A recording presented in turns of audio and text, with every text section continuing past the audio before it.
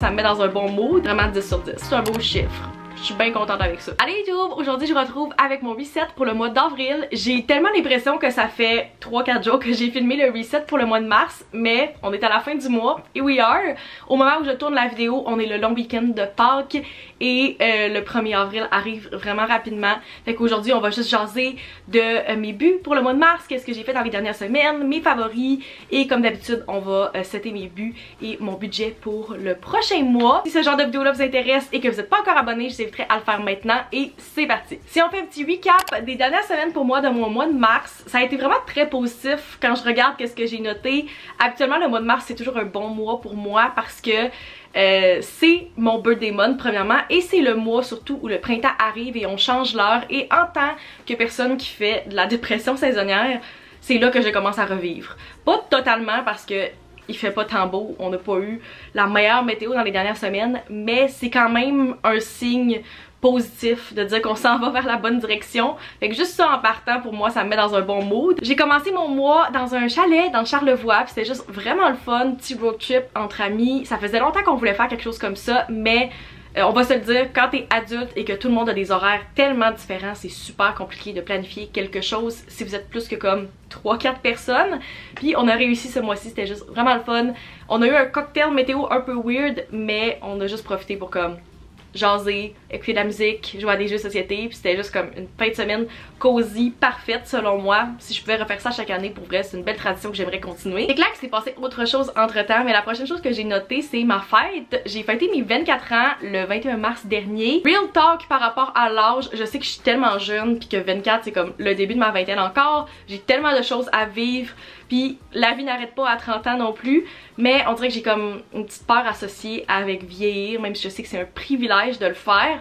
Mais cette année, c'est la première année où j'avais juste comme pas d'émotion, j'étais juste très neutre par rapport à mon âge. L'année passée, le 23 a donné comme un coup pour moi, tout simplement parce que c'est l'âge auquel ma mère a eu moi et ma grand-mère a eu ma mère. Fait que tu sais, c'est comme, il y avait une barrière à passer de dire bon ben c'est officiellement comme pas une tradition que je vais continuer d'avoir des enfants à 23 ans. Si vous avez à peu près mon âge, vous me direz comme quel âge a été le plus dur pour vous dans la vingtaine, mais 24 pour vrai, je pense que c'est un beau chiffre. Je suis bien contente avec ça. Et finalement, j'ai conclu le mois en force avec le show de Olivia Rodrigo au Centre Bell ce mois-ci.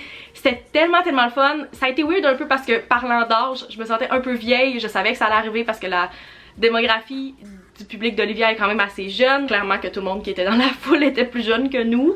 Puis c'était juste vraiment le fun parce que comme même si elle est plus jeune, elle a juste tellement de talent.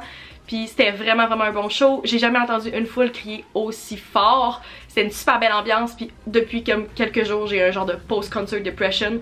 C'était juste vraiment bon. Puis je trouve que ça valait la peine de se déplacer en plein milieu de la semaine pour aller la voir. Maintenant, si on fait un retour sur mes buts pour le mois de mars, j'avais 2 buts ce mois-ci. Le premier, c'est que je voulais terminer un livre / faire 15 minutes de lecture par jour. J'ai effectivement terminé un livre au tout début du mois. Au début, j'étais comme ah ouais, j'ai terminé ce but-là parce que je le voyais qui était coché.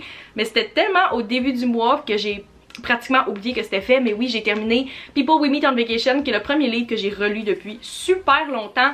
By the way, si vous voulez voir comme mes notes à chaque fois que je vais terminer un livre, j'ai créé un petit highlight sur mon Instagram où je vais pouvoir comme faire soit un petit commentaire sur le livre ou mettre la note à chaque fois que je termine un livre. C'est le premier livre que j'ai terminé puis j'ai donné comme un 4 étoiles et demi je pense. C'était juste vraiment un bon livre puis ça m'a remis dans la lecture.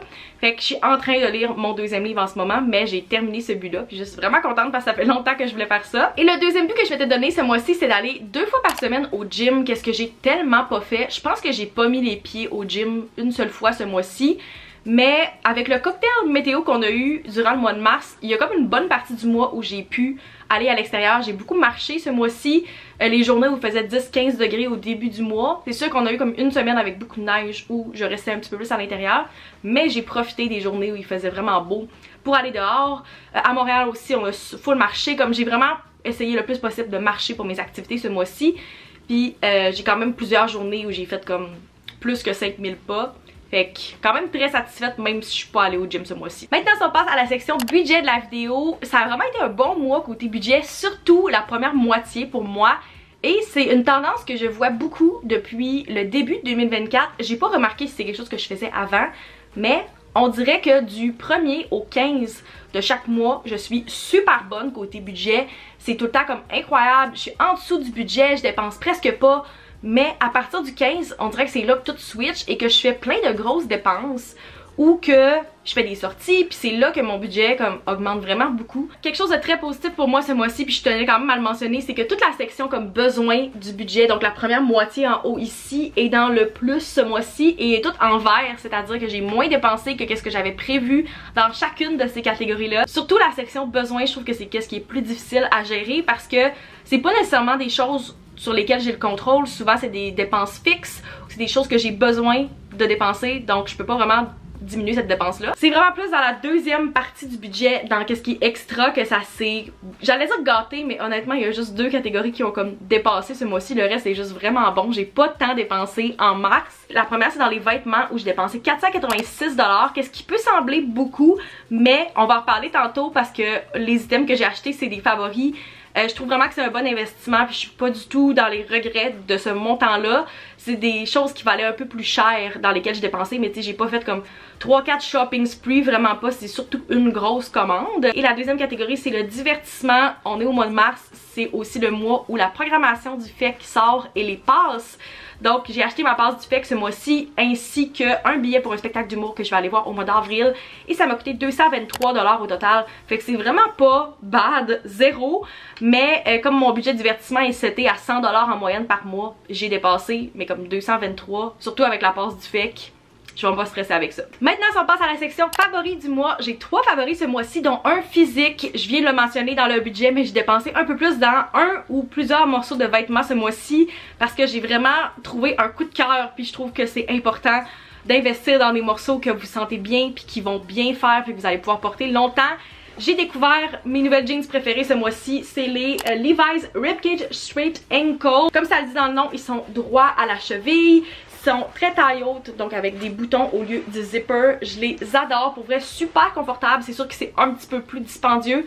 J'étais habituée de payer comme une cinquantaine de dollars jusqu'à 75 à peu près pour les paires que j'achète habituellement au American Eagle. Mais qu'est-ce que j'ai remarqué dans les dernières années, c'est que je devais toujours racheter une nouvelle paire à chaque année du même modèle de jeans parce que il brisait, parce que le fit était rendu bizarre puis il était comme trop stretched.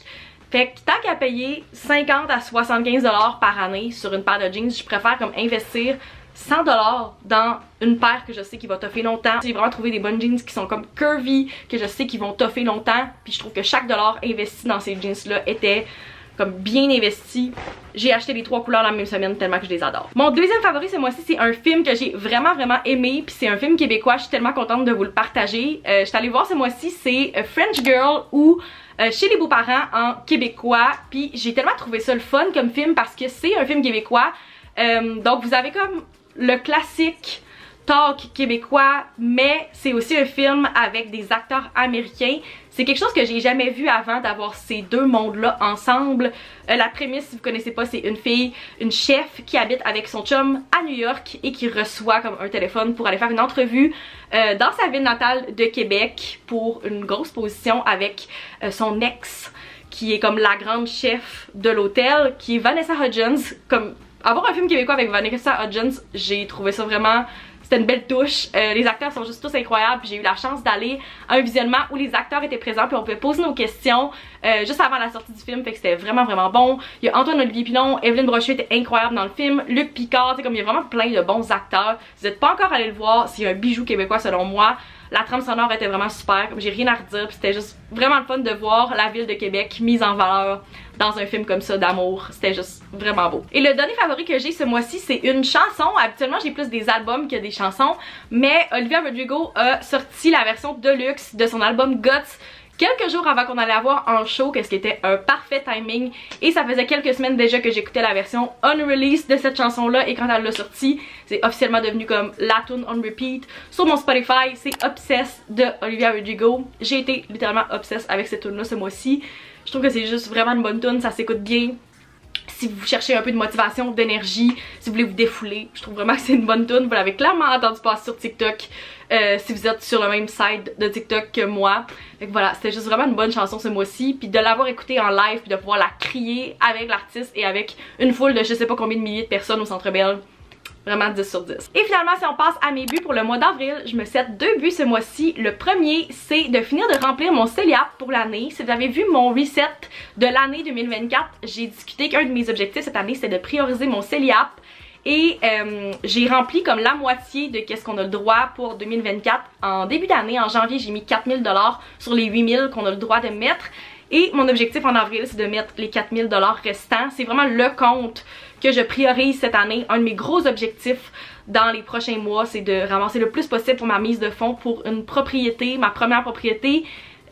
Donc je vais vraiment remplir ça ce mois-ci. C'est la saison des impôts, je vais avoir mon retour d'impôt la première semaine d'avril.